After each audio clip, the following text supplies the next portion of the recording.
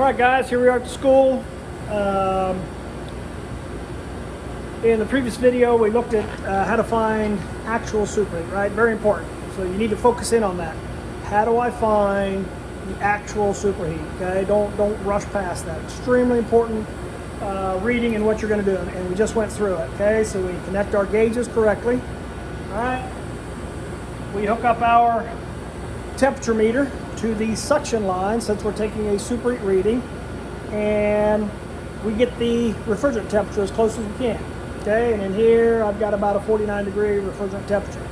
We compare that temperature against the low side saturation temperature on our machine, and we came up with 28 degrees. Okay, so we know that our actual superheat is about 21 degrees. Great, we marked that down, 21 degrees.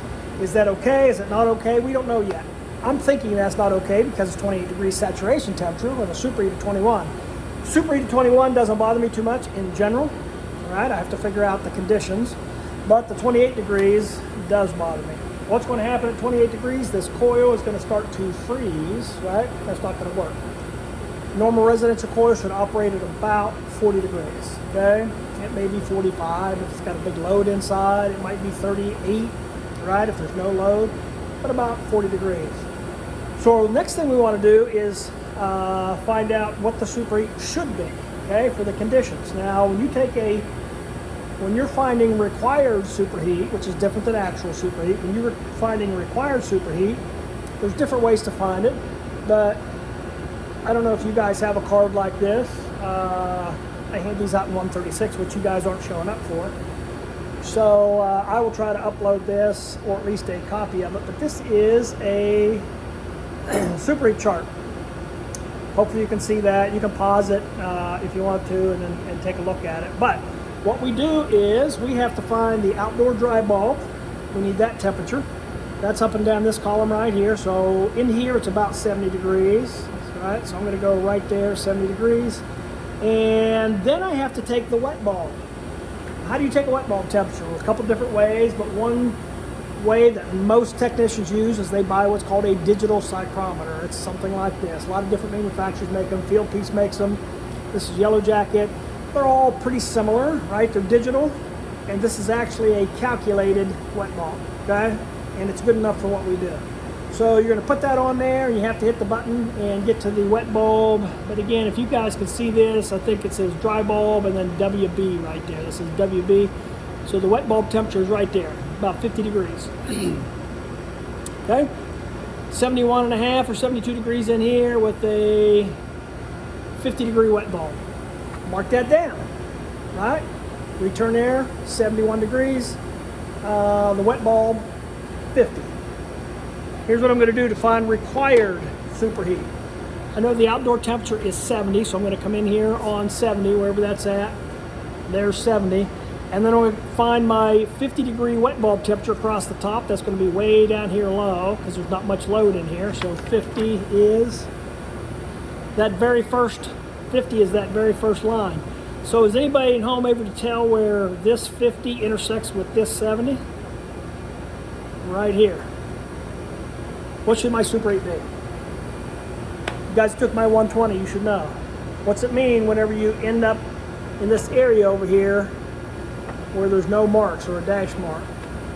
What's the superheat supposed to be? 5 degrees, right? That means that you can come down, anytime you're in this area right here, it means you can come down to 5 degrees. It doesn't mean it's necessarily correct, but what it means is your superheat is in the lower region here, and you're going to need to take it down to 5 degrees and then no lower. Let the machine run, maybe come back the next day if you need to, and double check things, okay?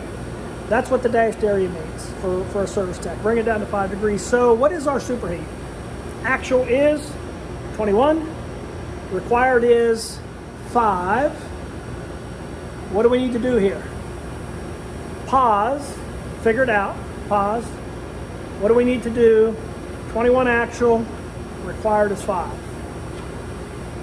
If you said we need to add refrigerant, you'd be correct, okay? As we add refrigerant, that drives that superheat down, all right? As we add refrigerant, it drives the superheat value down, and it drives the saturation temperature up. That would be good for us, right? We have 28 degrees saturation temperature. That's freezing. We know we have a problem. We had 21 degrees of superheat. We don't know if that's correct or not. We're thinking it's not because of the low saturation temperature and the possibility of the freezing coil.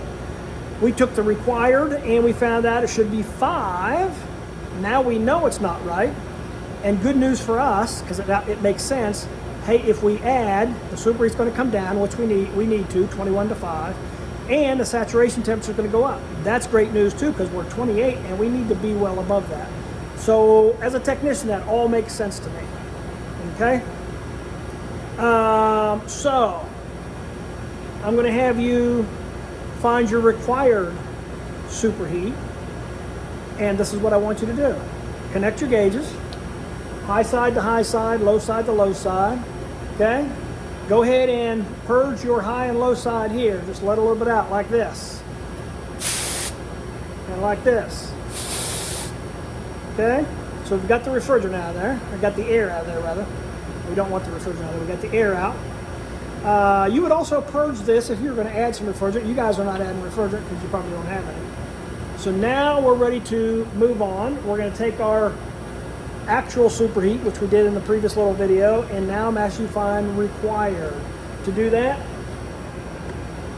you guys are going to do this. If we're able to get you down here and get your tools checked out, you're going to do this. Take a wet bulb.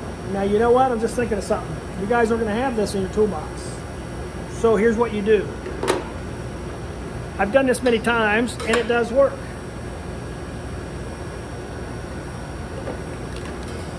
You guys are going to have this, okay? You're going to have this with your K-probe, and you're going to have your meter here. All you have to do is take a little shoestring, a cotton shoestring. You guys all got them. Go ahead and give one up for the cause.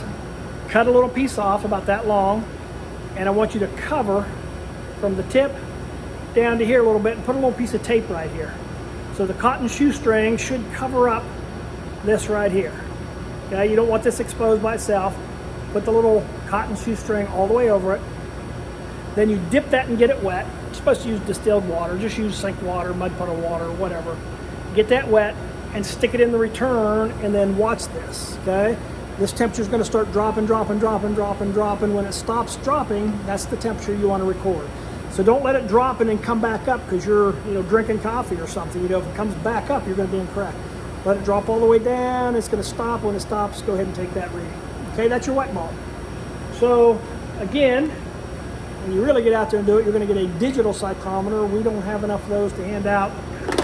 So you're going to use this, and you're going to put a little cotton wick on there, get it wet, stick it in the return of your furnace. That's where you get your wet bulb. I don't know if I said that or not.